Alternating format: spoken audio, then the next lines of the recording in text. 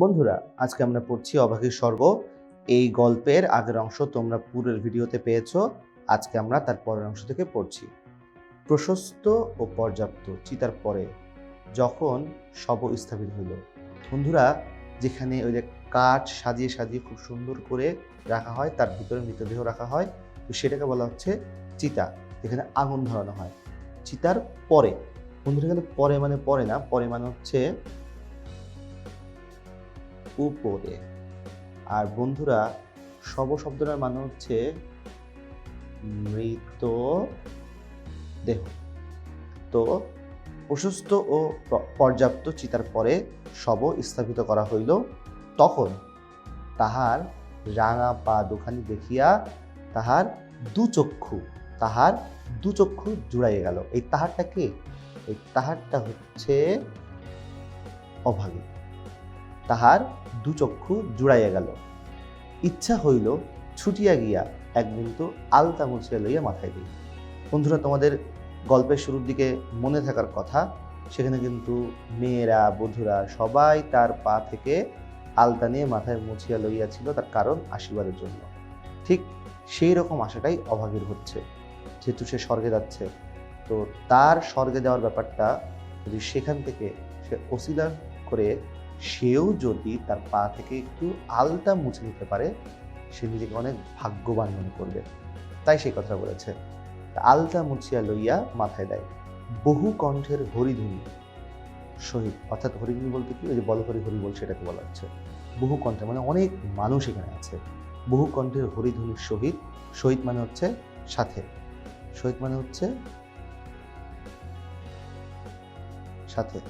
বহু কণ্ঠের মানে অনেক মানুষ। এই বহু কণ্ঠ বলতে কিন্তু কি হচ্ছে, অনেক মানুষ, অনেক মানুষ। বহু কণ্ঠের হরিধ্বনির সহিত, অর্থাৎ অনেক মানুষের হরিধ্বনির সাথে, পুত্র হস্তের মন্ত্রপুত অগ্নি যখন সংযোজিত হইল। বন্ধুরা, এই কথাটা মানে থাকে, এটা খুব ইম্পর্টেন্ট। কেন ইম্পর্টেন্ট একটু বুঝিয়ে বলছি। সেটা হচ্ছে মন্ত্রপুত, অর্থাৎ সে মন্ত্র পড়ে পড়ে পুত্রের হাত থেকে, মানে ছেলের হাত থেকে যখন আগুন নিল, অগ্নি মানে হচ্ছে আগুন।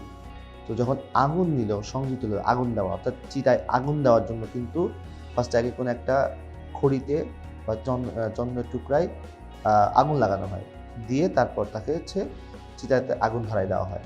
তো এই কাজটা যদি ছেলে করে তাহলে সে নাকি স্বর্গে যায়, এটা হিন্দুরা বিশ্বাস করে থাকে। তো এই জন্য বলছে যে ছেলে যদি কখনো মানে মায়ের চিতায় আগুন দেয়, এটা সেই মায়ের জন্য অনেক ভাগ্য করে এসেছে, এটা সবাই মনে করে থাকে। এটা সবাই পায় না এই জিনিসটা। তো সেখানে এই ঠাকুরদাস মুখুজ্জের স্ত্রী তার ছেলের হাতের আগুন পাচ্ছে, এই জন্য এটা তার কাছে অনেক বড় একটা পাওয়া। এই জন্যই কথা বলা হচ্ছে যে বহু কণ্ঠের হরিধ্বনির সহিত পুত্র হস্তের মন্ত্রপুত অগ্নি যখন, মন্ত্রপুত মানে মন্ত্র পড়ে আর কি, মন্ত্র পড়ে যখন অগ্নি মানে আগুন যখন সংযোজিত দেওয়া হলো আর কি, সংযোজিত হইল, তখন তাহার চোখ দিয়া, এই তাহারটাকে, এই তাহার হচ্ছে অভাগী, তাহার চোখ দিয়া ঝরঝর করিয়া জল পড়িতে লাগিল। কারণ কি, তার মনে মনে সে বারবার সে বলিতে লাগিল, ভাগ্যিমানী মা। মানে ভাগ্যিমানী মানে কি, ভাগ্যবতী, ভাগ্যবতী। ভাগ্যবতী মা, এই মা বলতে কাকে বোঝাচ্ছে? ওই ঠাকুরদাস মুখুজ্জের স্ত্রীকে, তাকে বোঝাচ্ছে। ভাগ্যিমানী মা, তুমি স্বর্গে যাচ্ছ। বন্ধুরা, এখানে স্বর্গে বলতে স্বর্গ বোঝাচ্ছে। তুমি স্বর্গে যাচ্ছ মানে স্বর্গে যাচ্ছ, আঞ্চলিক ভাষায় বলেছে আর কি। ভাগ্যিমানী মা, তুমি স্বর্গে যাচ্ছ, আমাকেও আশীর্বাদ করে যাও। তো বলছে যে যেহেতু তুমি স্বর্গে যাচ্ছ, তোমার আশীর্বাদটা আমার দরকার। তো সেই আশীর্বাদটা মনে মনে সেই ঠাকুরদাস মুখুজ্জের স্ত্রীর কাছ থেকে চেয়ে দিচ্ছে। আশা করি বন্ধুরা তোমরা আজকের ভিডিওটা বুঝতে পেরেছ। এই গল্পের বাকি অংশ তোমরা পরের ভিডিওতে পেয়ে যাবে। সে পর্যন্ত তোমরা আমাদের সাথেই থাকো। আর ভিডিওটা যদি তোমাদের ভালো লেগে থাকে, এখনই তোমার বন্ধুর কাছে শেয়ার করতে পারো।